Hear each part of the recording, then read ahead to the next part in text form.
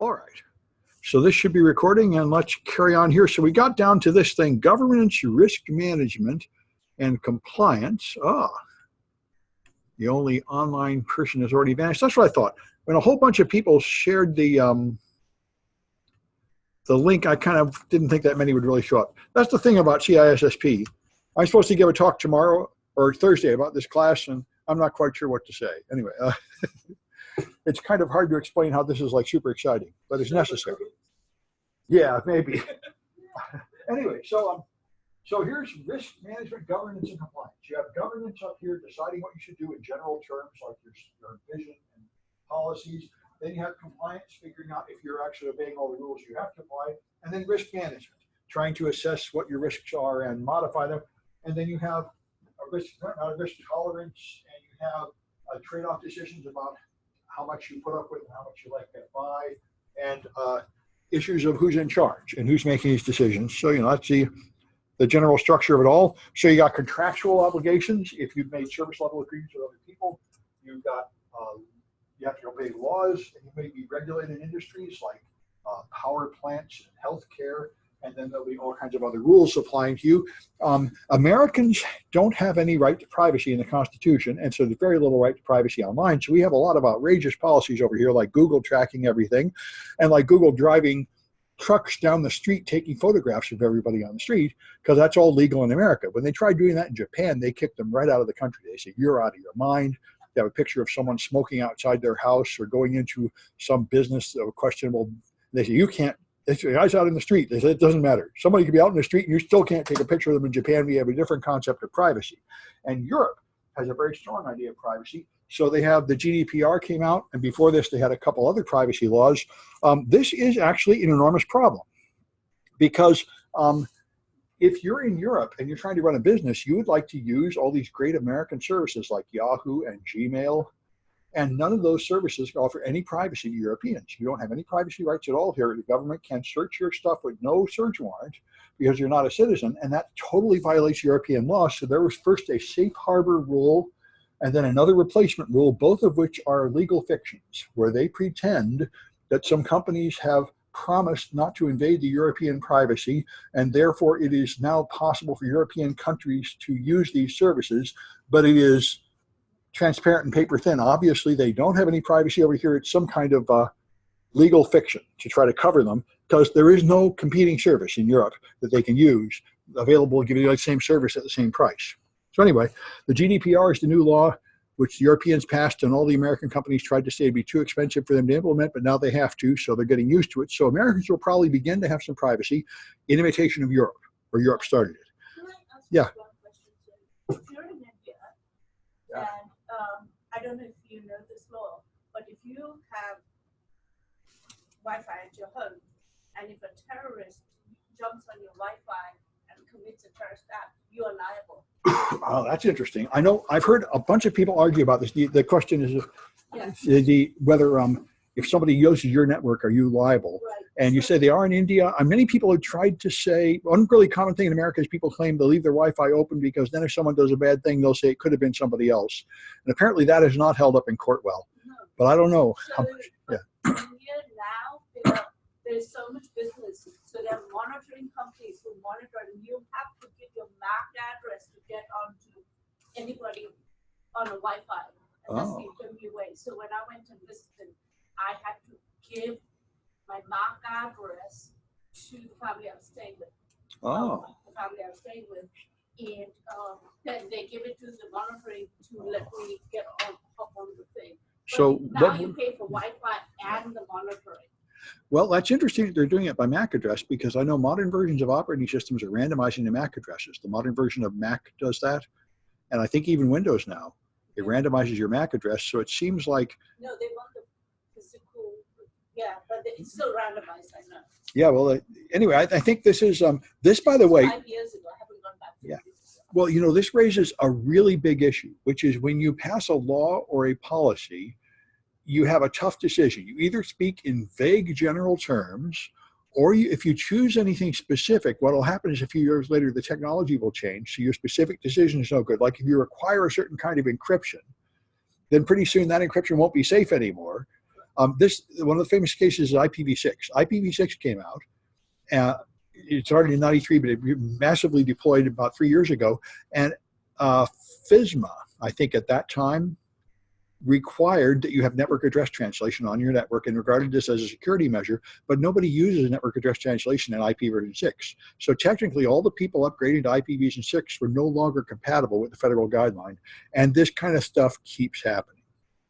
It's a huge problem. Anyway, so Facebook is probably the main privacy offender in America. They've done this over and over again. Originally, Facebook was only for the students at one college, and then they just slammed them into other colleges, and then they let everybody outside colleges in, and they keep on changing the privacy settings without informing their users, so they keep finding themselves exposed to people they never wanted to be exposed to. And this has happened over and over and over, and it's incredibly obvious that Zuckerberg doesn't care, and he keeps on. And anyway, so more of this coming. Now they've written off half of their annual profit to pay for the fines they expect to be coming. So there's a huge crackdown on tech because there is currently this really popular story that the reason Donald Trump became president is because the Russians hacked the internet. So the cure is to censor the internet to stop Donald Trump from being president. That seems to be widely believed on the left. I'm highly skeptical of all of this. I think censoring the internet is not going to go anywhere good. I do not think Trump won because the Russians hacked the internet. I think it's all garbage. Whether you like it or not, Trump won because some people actually voted for him. But anyway, that ship appears to have sailed, and we're headed for a crackdown like China. We're going to have the Great Firewall of America, and we're going to have political censors removing unapproved political speech from the internet, just like China does. We were the only nation that never believed in free speech, and we don't seem to believe in it anymore. Every other nation on earth does not allow you to free speech. Thailand won't let you criticize the king. Every nation has a bunch of taboos. In Britain, blasphemy is a crime. Every other nation on the world would never dream of having free speech. They think we're crazy, and apparently we also think we're crazy to do that too. Anyway, we'll see where it goes. But anyway, so there's legal and regulatory issues. Your computer can be the target of crime. If people infect it, it can be used as a tool to commit crimes on other people. And when you do this on the internet, it's very hard to tell who did the crime. That's attribution.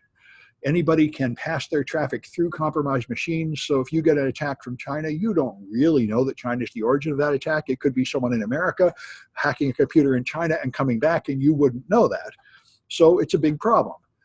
So the major legal systems, civil law is law about money, where you sue somebody. Common law is in the US based on the old UK law. And this is the one that's determined by cases and precedents, which is mostly what applies to the CISSP issues. Some countries have religious law, and there are customary laws in other countries too. The main one that matters to us here is best practices. If someone accuses you of negligence, you can defend yourself by saying we were obeying industry standard practices or best practices. So these people that encrypted their credit card numbers with WEP and got hacked in 2010 could argue that everybody's doing it. This is considered standard here. And they might have less of a liability from it. Criminal law is when you do something so terrible like murder that the police will hunt you down and prosecute you even if nobody is complaining, even if all the victims are dead. But civil law is more what matters for us generally in computer crime, where you have some kind of injury and the solution is to pay some kind of money, fines or restitution. Somebody is suing you, claiming you did a bad thing like lose their data. Yeah. So say I put it on the internet. Yeah. Say someone's pacemaker thing. Yeah. And then I can go and kill that person. I'm sorry, I know it sounds really bad, no. But I'm at, so who is in the criminal law and who's in the civil law? Yeah, I'm the original. Yeah.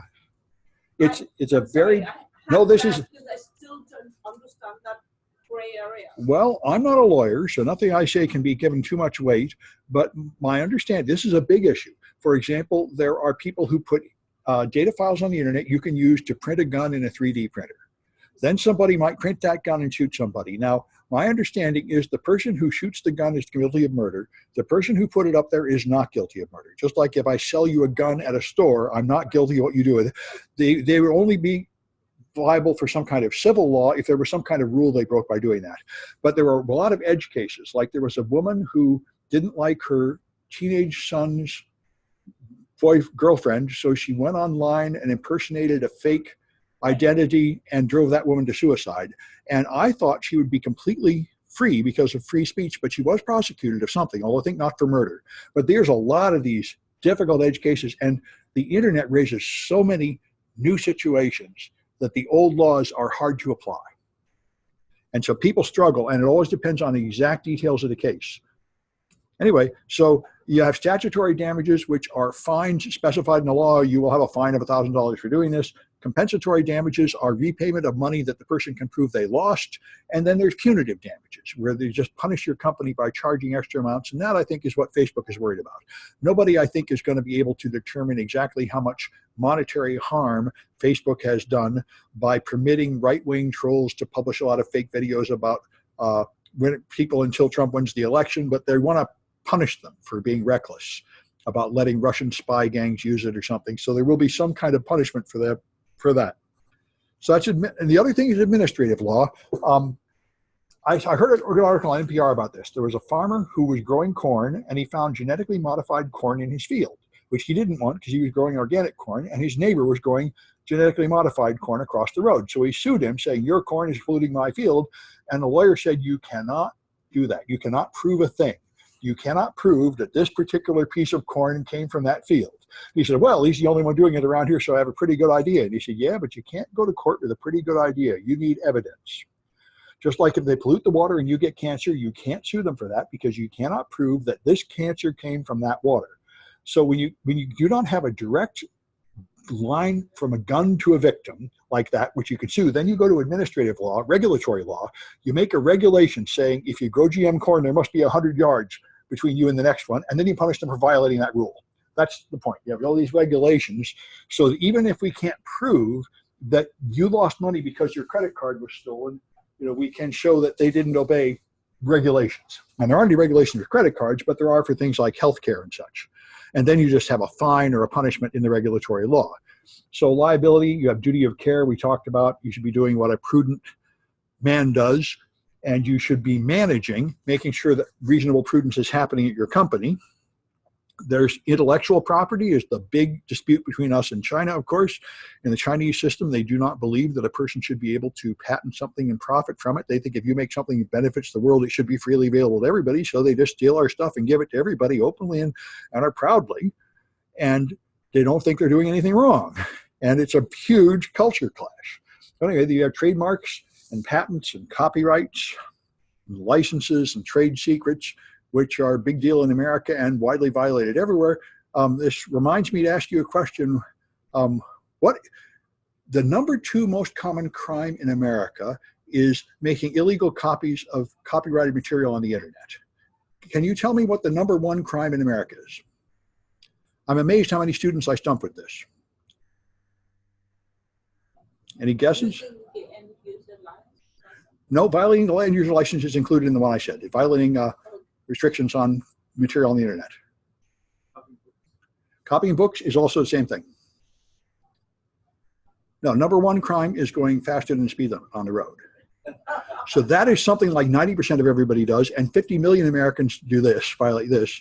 And so anyway, it's a big deal. All right, so intellectual property is software piracy, copyright infringement, espionage, making a domain close. If you make a domain that's like a slightly misspelled, like Yahoo, own it. A guy did this at a security conference. If you make that domain and turn on a mail server, you will get 100 gigabytes of mail to that company, confidential data, really fast. Because people make typos in the addresses and they make typos in their address book. And so this is called typo squatting, and it's quite effective.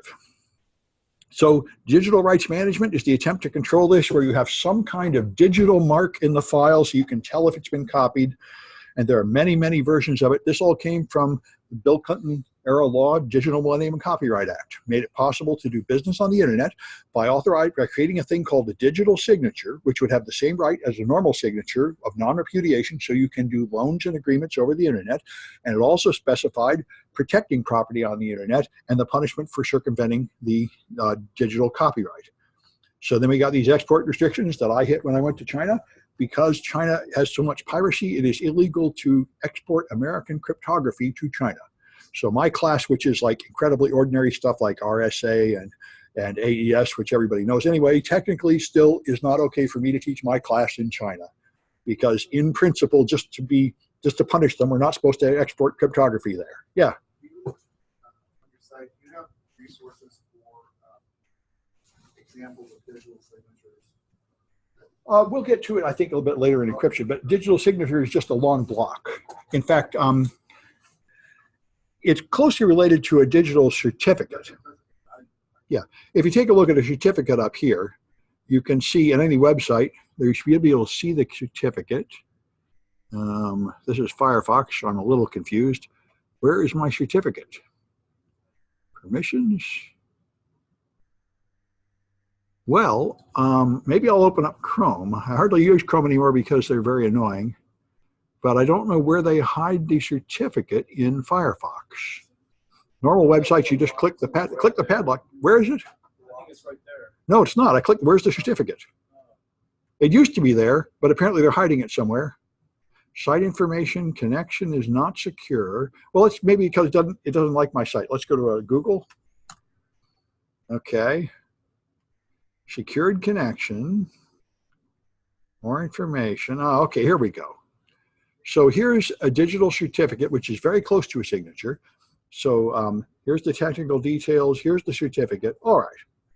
And so it looks like this. It has a serial number. It has the name of a company. And down here are the fingerprints. And this is the certificate. It has a version and a serial number and an algorithm and an issuer of validity. And down here it's got a public key. There's the public key. That's the real point of this thing, is to deliver that key to me so I can encrypt data and only Google can open it. Because that's the public key. Google has the private key and never told anybody. So anybody on Earth can encrypt stuff with that public key, and Google is the only company that can open it.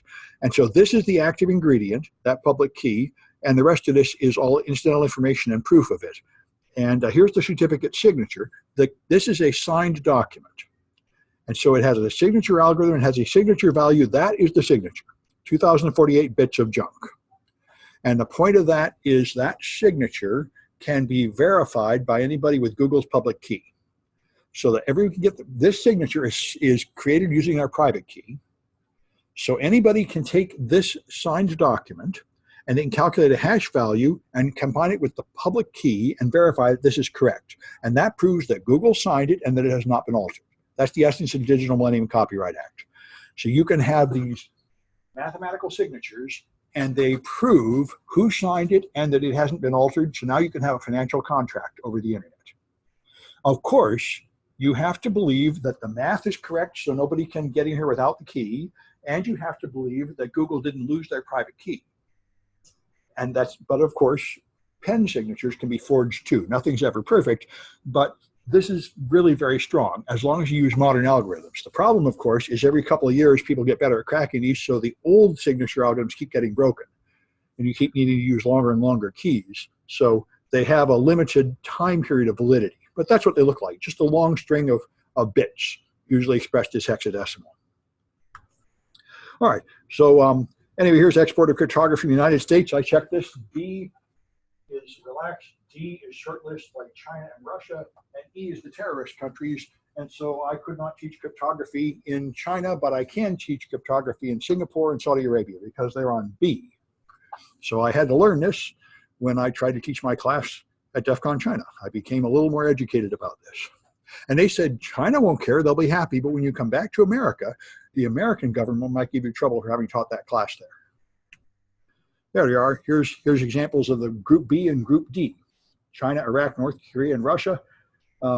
Here's Canada, Israel, Japan, Jordan, Saudi Arabia, Singapore. You can do anything you want there.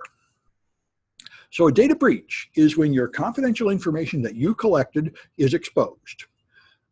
Cybercrime is anything criminal, and this going dark issue is what law enforcement complains. As more and more people use encrypted protocols, the cops have more difficulty gathering evidence, or so they would say. The civil liberties people say that there's tons of evidence everywhere and there's security cameras everywhere and the cops have plenty of evidence they can get without breaking into everybody's iPhone, and the argument rages. The civil liberties people want to hide more, and the cops want to get in everything more and more. And of course, they both have some points to make. So privacy, European has this privacy directive, which is pretty strong. And a couple of these in Europe, and the latest manifestation of it is the GDPR. And there's another one just about to take effect with even more privacy rules, like the right to erase your data if you don't want your data stored on the internet and stuff, which will be nice. Here's the safe harbor I mentioned, which permits European companies to use American businesses, even though they don't have the protections they should have over here. But we lost our privilege in 2015 for this because of Snowden. Snowden leaking all kinds of confidential data from our diplomatic cables rocked the world. Oh, Snowden wasn't cables, that was Manning. Snowden was dumping the NSA's internal documents. Yeah. Anyway, we lost it, so now we have Privacy Shield, which is the new version, which again lets European companies use American companies, papering over it with a legal promise, which I think is mostly fiction, that somehow they will protect their privacy over here. The latest issue, not in these slides, is Huawei.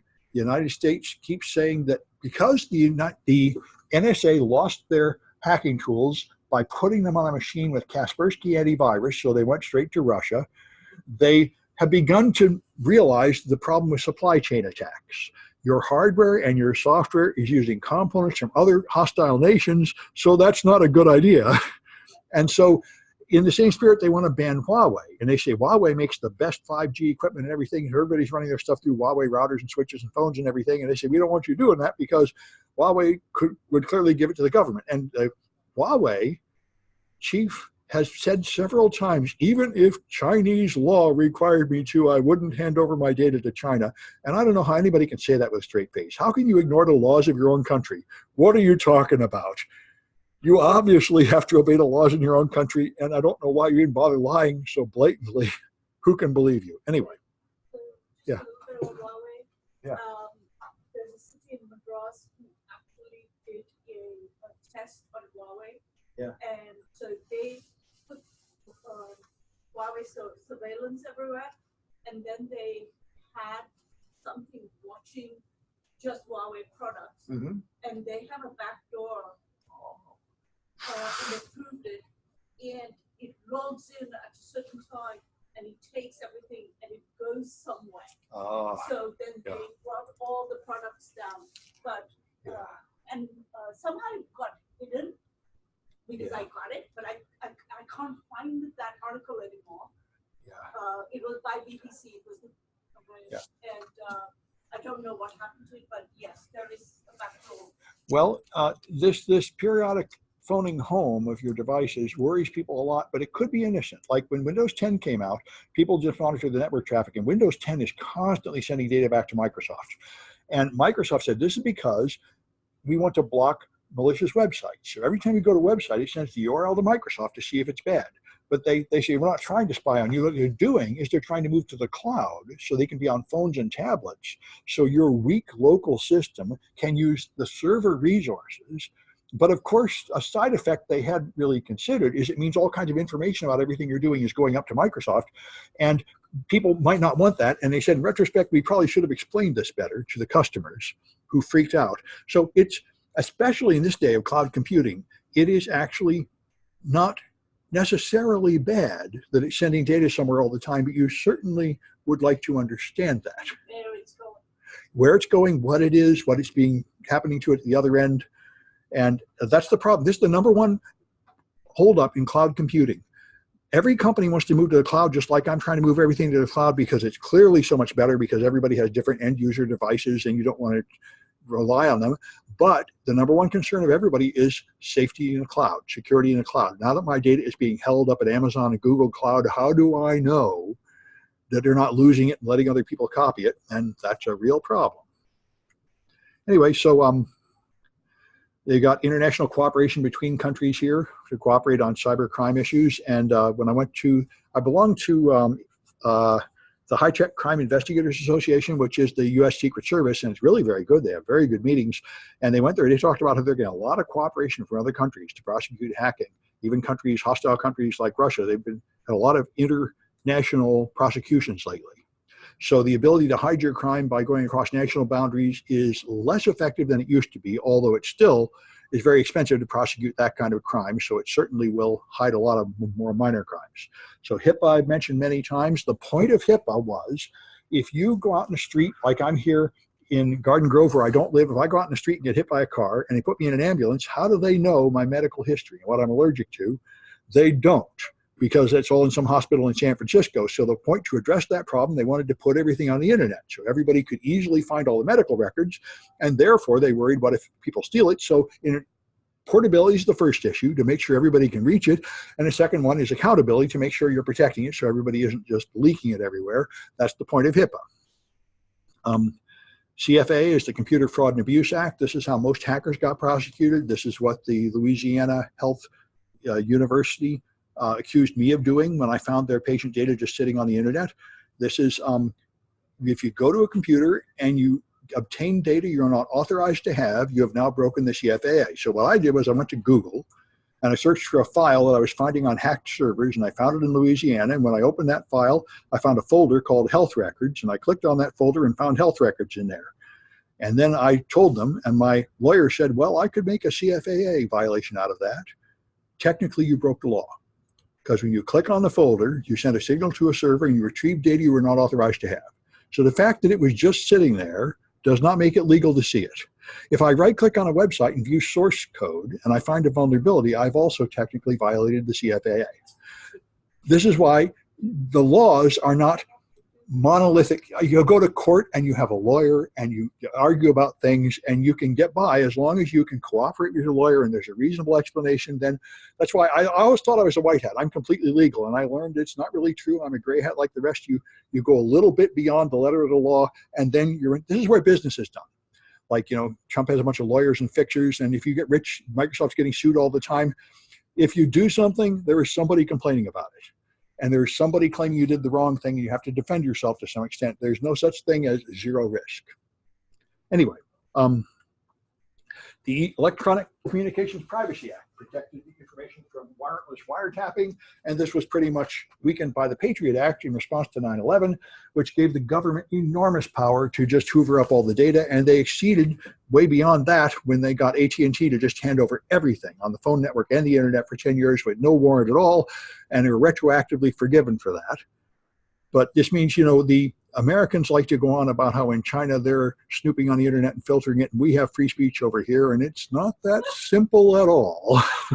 What we have going on over here is not as different from what they're doing in China as we like to pretend it is. There's a difference, but it's not like black and white. Anyway, then you got Graham Leach Bailey and Sarbox to try to do something about financial abuses, to ensure disclosure of financial information.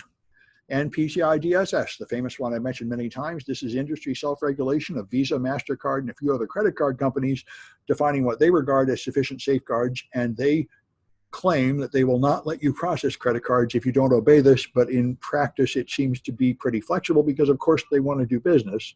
So if they're inclined to accept your sleazy excuses for not really living up to it and keep doing business with you as much as possible, which is the general case with industry self-regulation. Then if you do get hacked, do you have to do anything about it? Not for a long time, but recently most states have passed breach notification laws, and there has been a push to pass a federal breach notification law, which would certainly be a boon to business because now they have to learn 47 laws and obey them. They would rather just learn one law and obey it. And on you go. Yeah.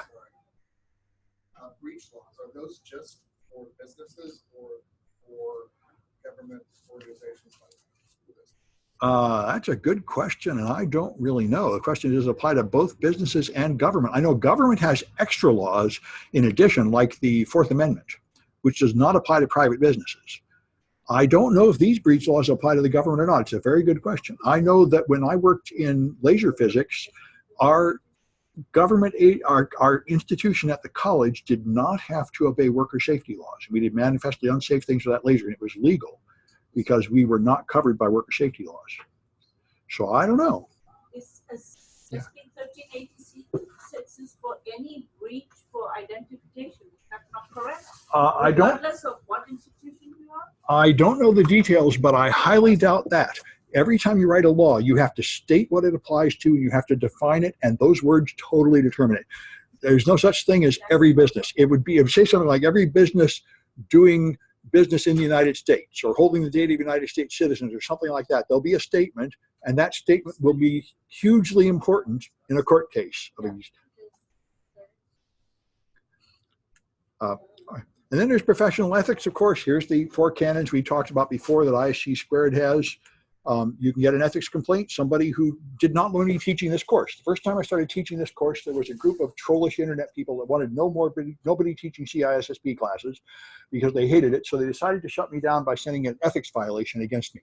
Once you get a CISSP, or even an associate of ISC², which is what I had at this time, anybody, anywhere can submit an ethics complaint about you at any time. They do not have to be a student or a customer or anything.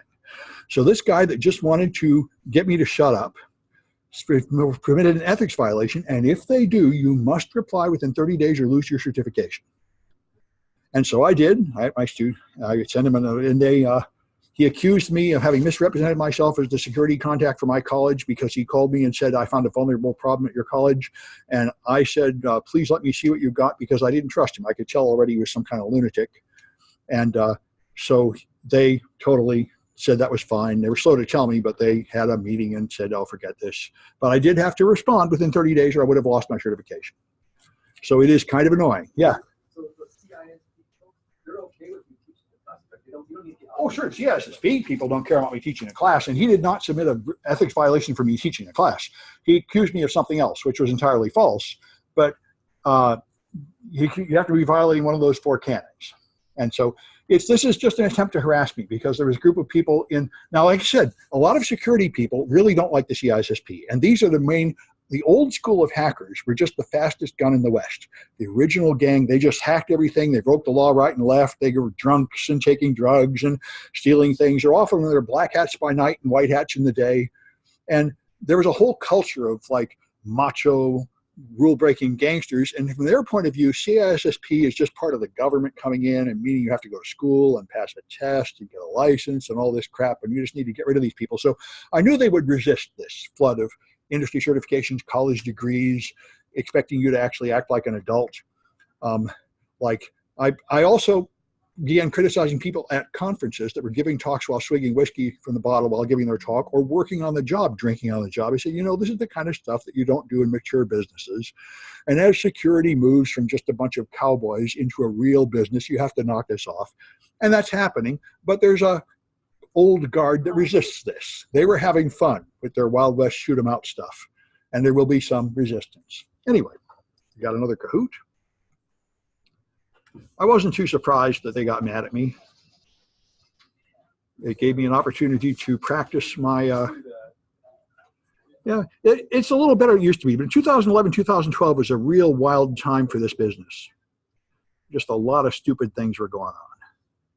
LulzSec and anti-sec and dumping the informants database from like Phoenix, Arizona. So it publicly revealed the names and addresses of all the people that informed on their neighbors. Just a lot of stupid things were going on. And I got pretty much involved in the thick of it.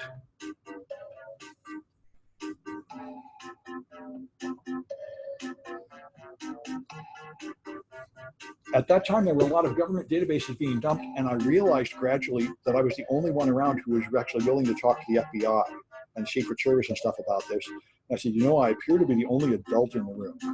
They dumped out a bunch of data with vulnerabilities in Chinese servers, and that week Obama said that he was going to respond to a hack attack with kinetic war. I said, anybody can take over these servers and launch that attack, and nobody's telling the government at all, and I guess I have to do it. Because everybody else involved is just kind of a child. But anyway, that's why I say you think you're not going to face it, but you don't have to go very far in security before you hit these ridiculous things that you can't just ignore right in front of you. Anyway.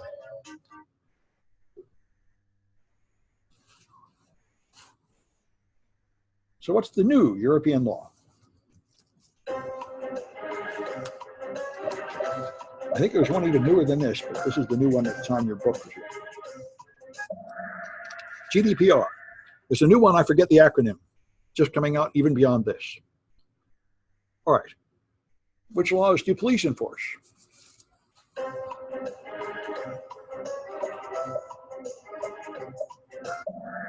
There's a criminal law. What law protects movies and music?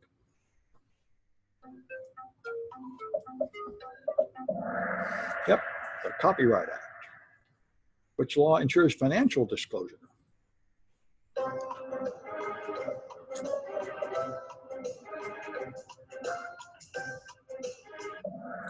SOX, Sarbanes-Oxley compliance. That's so you cannot lie about your financials. And this is one of the many things wrong with cryptocurrencies. They typically do not disclose this kind of information, and if you wanted to take them serious as a financial instrument, they should. But anyway, B, okay, good. B is winning. Whoever B is in the class. Very good for you. You seem to be a champ. Anyway, so I will. I'll put those scores up later so we can have bragging rights anyway. There isn't any prize, but anyway. All right, so then there's documentation. So you have a policy, which is a grand overarching goal. There's a mission statement even above that. Then you'll have a policy.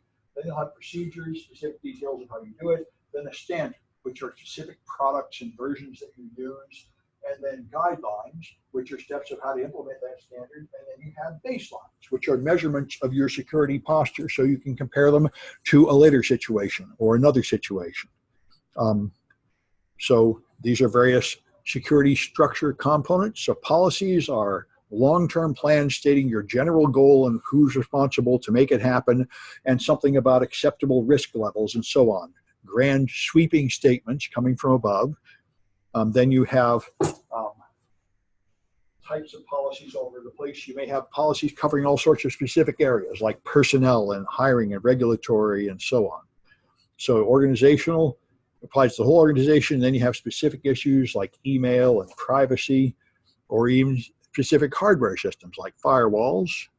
And regulatory compliance, of course, is a big issue. Regulatory policies. Advisory policies are recommendations like best practices, which you may not always follow. And then there's informative policies. And there's processes, which are the steps to accomplish something. And then you have procedures, detailed step-by-step instructions to do something like apply a patch or update a system or record the configuration of a system. And then standards. These are compulsory requirements. We will use McAfee antivirus everywhere, not anything else, this sort of thing. All right. And guidelines, which recommend how to implement these things, all various levels of management directives. I used to have no respect for any of this when I was a young tech, and I thought management was just a bunch of idiots in my way. And then happened the iPhone. There's iPhone and Android. Android is a cesspool. There are 100 million Windows viruses. There are 1 million Android viruses. When I got my first Android phone, I went right to the App Store and bought the #1 app in the store, and it was malware. And I said, wow, this is awesome. You have to run antivirus on your Android because Google managed to single-handedly prove that you can make Linux just as crappy as Windows if you try hard enough. So, but the iPhone has no viruses. You cannot put a firewall or an antivirus on the iPhone. You can't get one, it won't run. And the reason the iPhone is safe is not because it's better. Inside, it's safe from administrative requirements. It's safe because you have to put on apps from the Apple Store, and the Apple Store is examined by humans who make sure that the apps going in there are good. And if they find a poison app in the App Store, they ban you forever, and you can't make any more money selling apps. And they won't let you put anything in the store unless you actually pay for a developer account and prove who you really are. So you can't just make another account and come back in. So people don't want to lose their business, so they don't put crap in the store. The Windows Phone store was 99% malware when they brought it out. It was ridiculous. There were like 100 Adobe PDF readers, all fake, because they wanted to make the number of apps look big, and they didn't screen it at all. The Google App Store is very poorly screened and all full of malware, not as bad, but still a lot of malware gets through. And the Apple phone store is almost completely free of malware, and everybody's iPhone and iPad is almost completely free of malware, and it is because of administrative controls, not technical controls. It's not that it has a better antivirus or something. It's just human management that makes the iPhone the most secure computing platform. Yeah. What about the Supreme Court case that the App Store is going to have to face in office? That's an issue. They also consume a rapacious amount of money. They require you to pay them 30% of all the money you collect from your app. And they also do rapacious things like they will let an app in the store only long enough to copy it. They kick out the original and have their imitation. They will block things just because they compete with an Apple product. And those are the kind of predatory monopolistic policies that have caught through under government scrutiny. So it is possible that in the same way the government wants to censor the internet, they also want to break up the App Store. And depends on how they do it. If they changed Apple's pricing policies on the App Store, that might be harmless. But if they forced them to open the App Store and make it public source like the Google Play Store, where anybody can put in something without paying a fee and proving who they are, that would probably be very harmful to iPhone security. And this is why what we really need is security professionals who can communicate respectfully with lawmakers to help them understand this issue. If all they have is people calling them idiots and sticking penises on their email and stuff, then they're not going to have anyone guiding them, and they're just going to do whatever a industry consultant tells them to do. Anyway, that's a very good issue. Very important for CISSPs, really, how to cooperate with management. But you're right, there's a big stink about the Apple Store. It is a good thing for security to have the Apple Store the way it is, but it may very well violate trade monopoly laws, and they may be subject to some degree of punishment from that. So then you can make a reference point of the configuration of a system, and then you can compare it to future measurements to decide if you like it or not, and if you want to change it. So here we're at 2A4, my Cahoots. If you don't pay for Kahoot and use the free system, they punish you by not letting you have folders and sort your stuff too well. So my Cahoots are kind of a mess, but I really like them. Oh, and one student wanted the Cahoots. I've got a file with all the questions. I can send you that text file. Remind me on the last day, or I'll do that.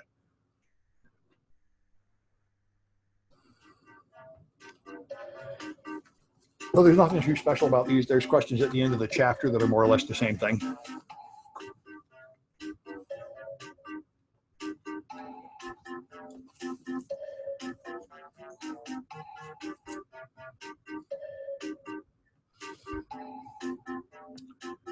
RSA. All right. I guess that's it.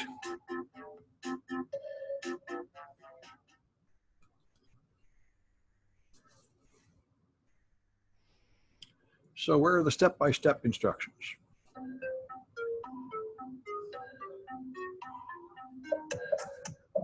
Procedures, all right. What's the most common policy?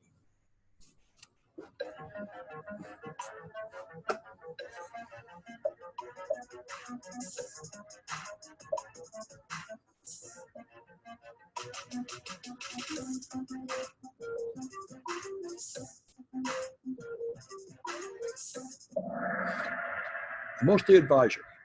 Now, that's why they say, well, we can't do this because it's policy, but there can be an exception. So which one of these leads to updates?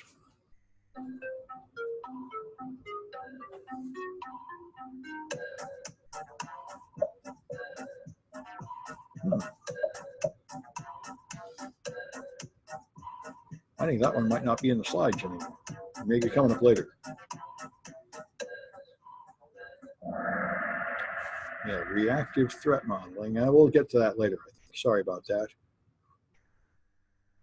Trust boundaries. And yeah, I think these two are actually not in these slides. I changed them a little bit.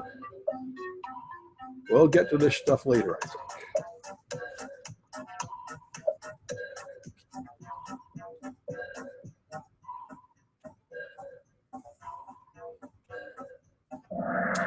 That's reduction analysis. You find trust boundaries. As I mentioned, this is what has to happen in web servers. If you read the Web Application Hackers Handbook, which is a standard, they talk about this. You have many different servers, and each server passes data to another server, and you have to consider a trust boundary between the two servers. Anyway, we'll play with that stuff later.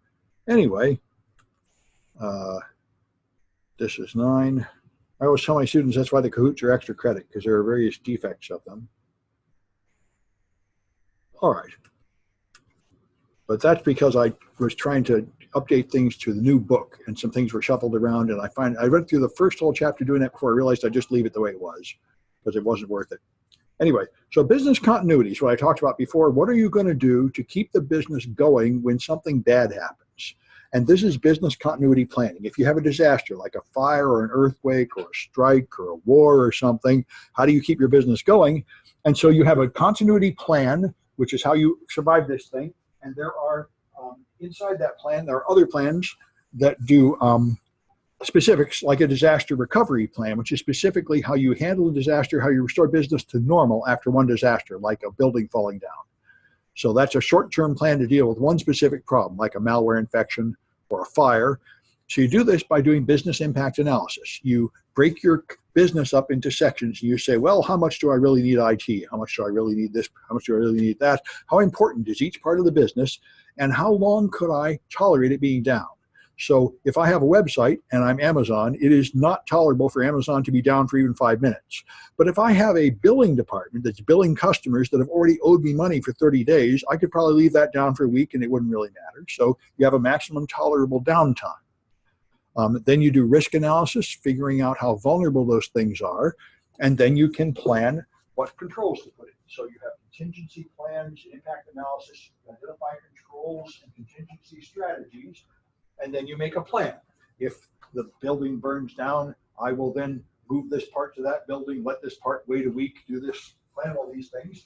Then you have testing and training and exercises to see if your plan is working, and you have to keep updating your plan. If you let it sit on the shelf for 2 or 5 years, then when the disaster happens, you will discover that things have changed and your plan does not really lower the risk as much as it should. You have personnel policies. You should be screening your candidates to know if they have a history of criminal activity or something else. They should be signing agreements. Non-disclosure agreements are the most common one, where they cannot disclose business secrets.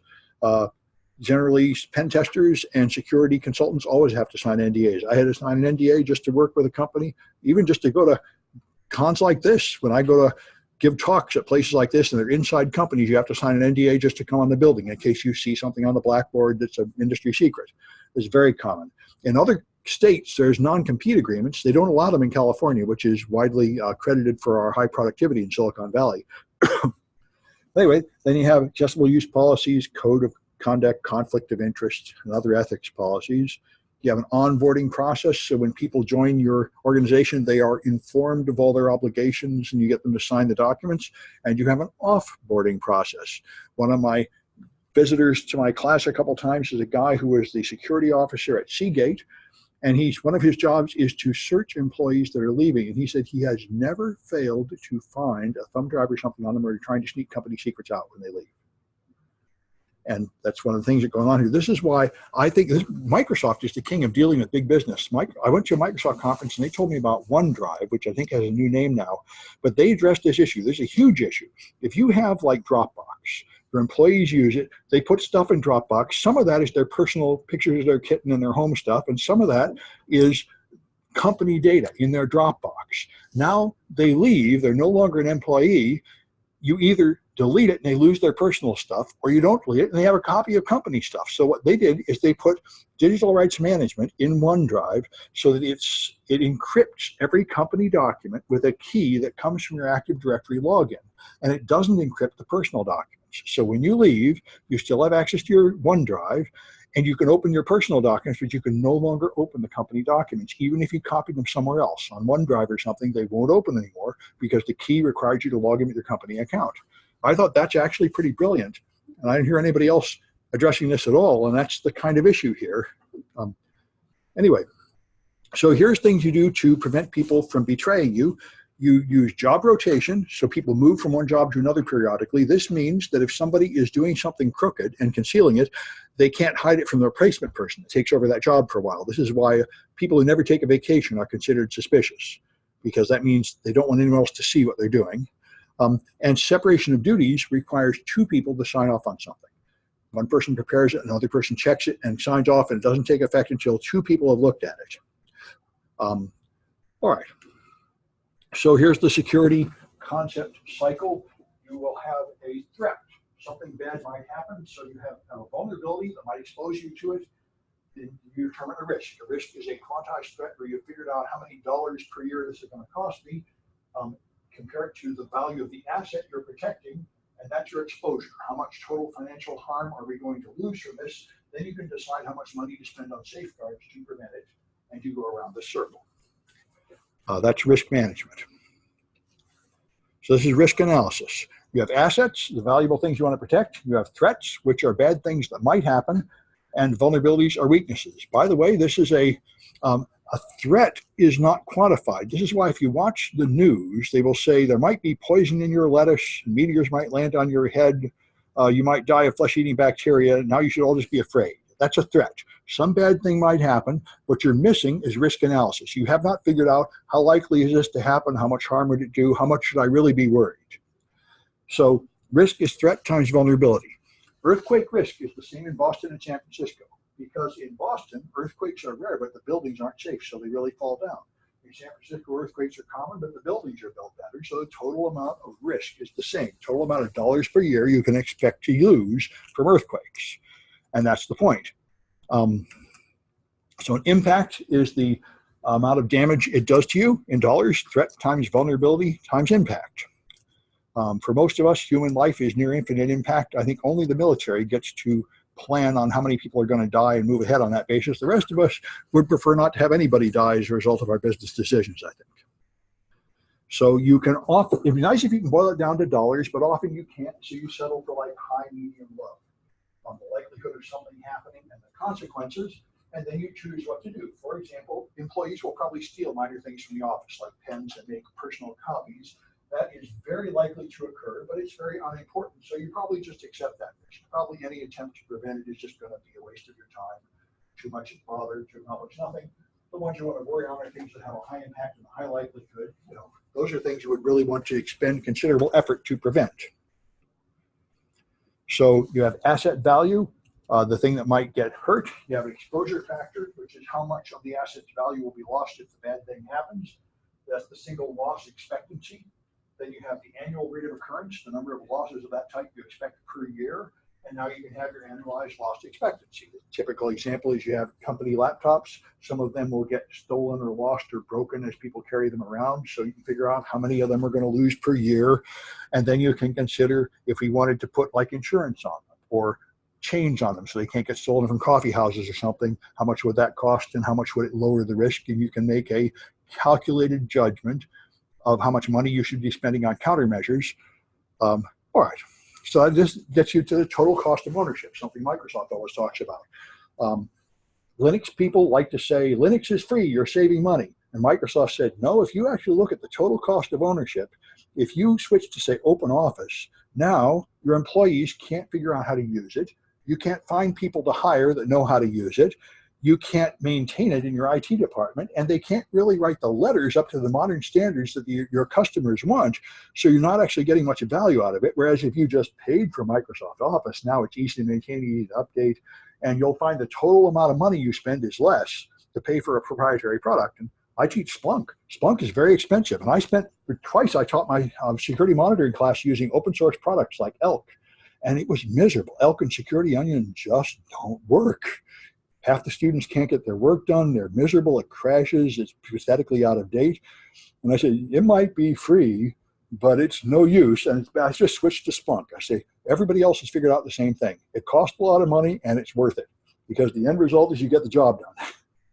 And that's total cost of ownership because your employees cost something too. And wasting their time using broken junk is not saving you money.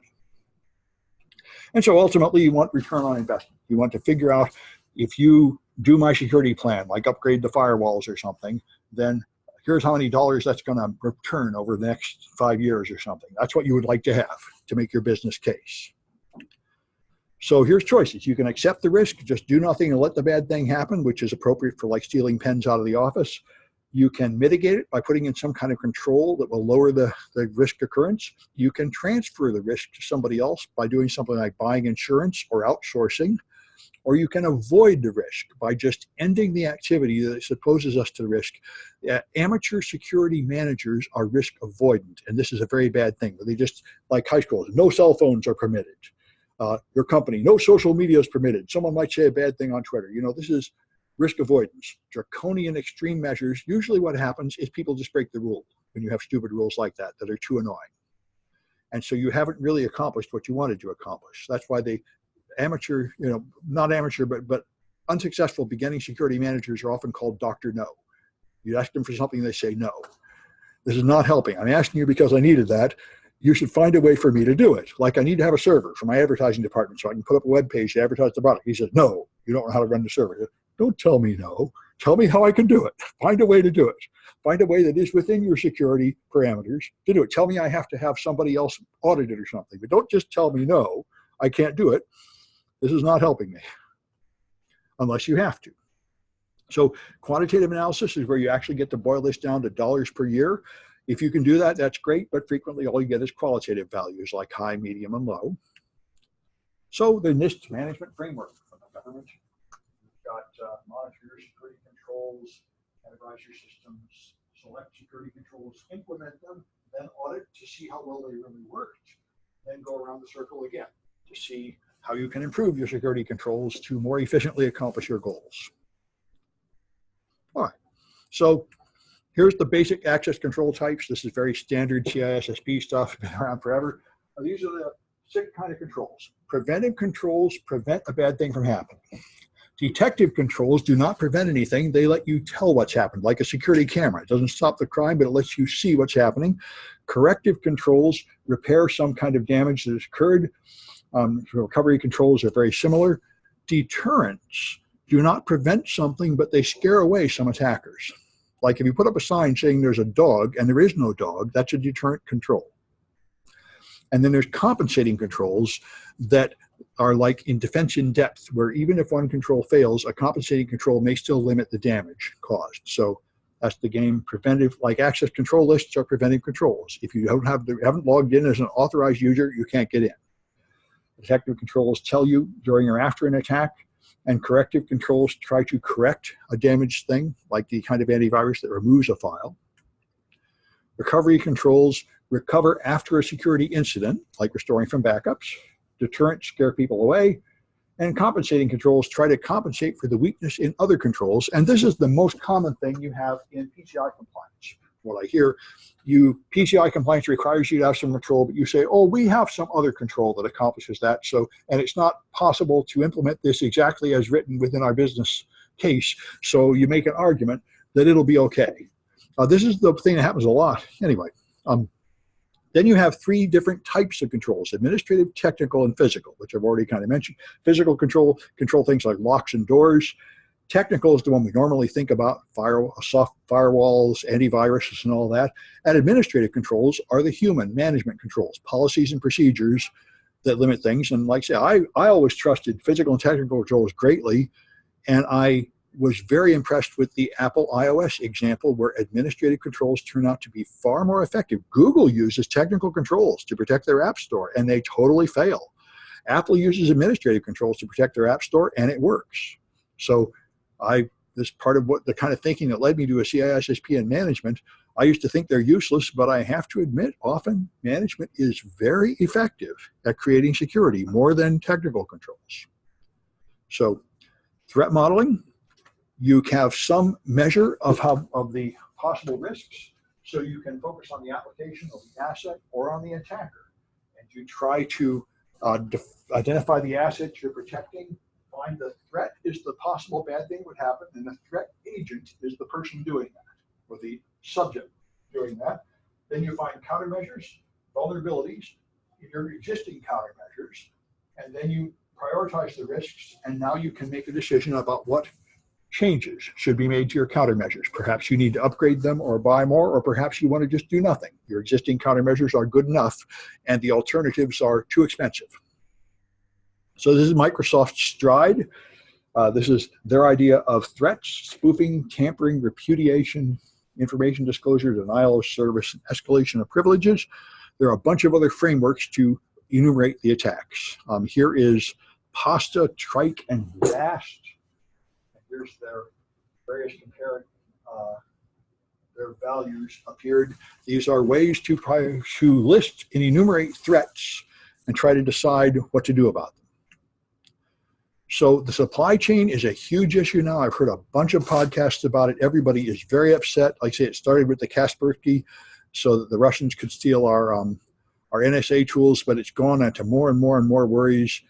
And especially if you use open source software, you use something like OpenSSH, it uses libraries that come from somewhere else. They use more libraries until there are like 400 people in random foreign countries that you don't even know that have written code that is running on your machine. And the more you think about that, the more troubling it becomes.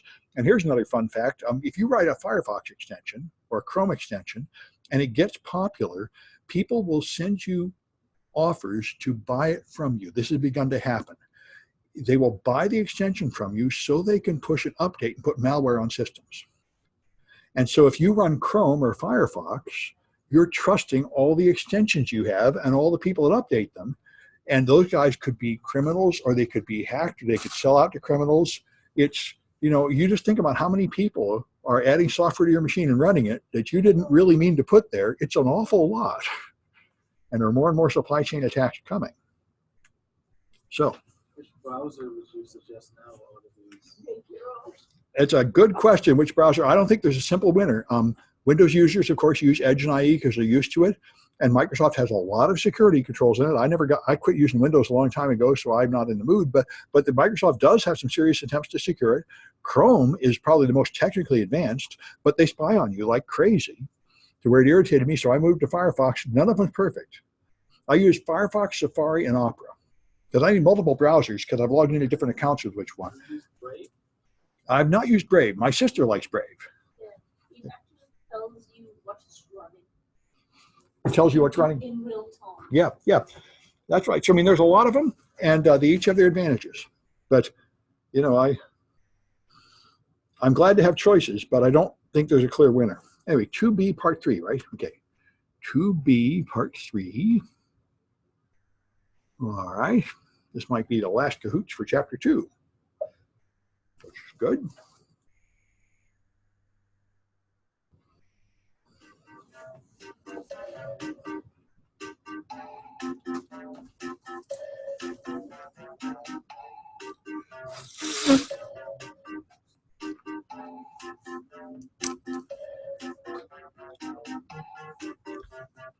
All right, 5, I think, is the number. All right.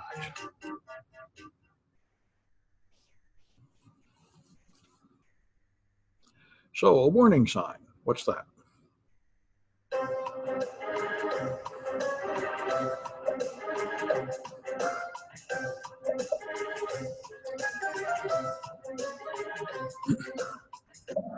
That's deterrent there. Excuse me. A sign doesn't detect anything or prevent anything. It just scares away some people who read the sign and decide not to do the bad thing. That's all it can do. How about an electrified fence?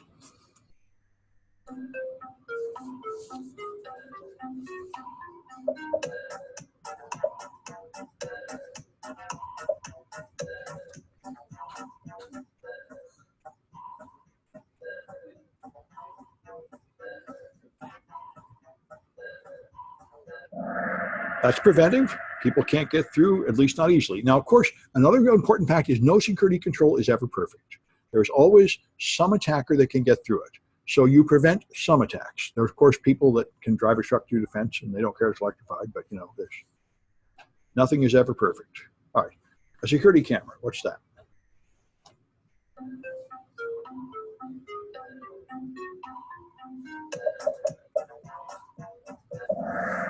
That's technical control, okay? An acceptable use policy.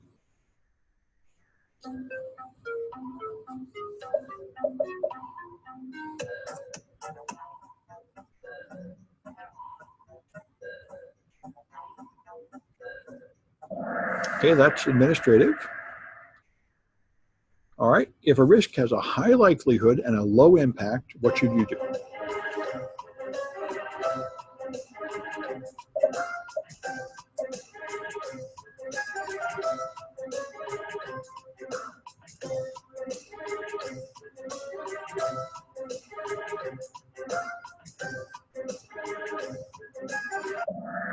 just accept it. Just let it happen. It's not important enough to stop. That's the idea. And this happens constantly. The only difference is unprofessional businesses don't plan for it. So they're just not watching and noticing employees stealing some food from the kitchen. Your more professional businesses have done risk analysis and decided to do that consciously instead of just letting it happen because they're not paying attention. So you have 100 cars worth $50K each, and employees wreck 1% of them each year. What is the ALE?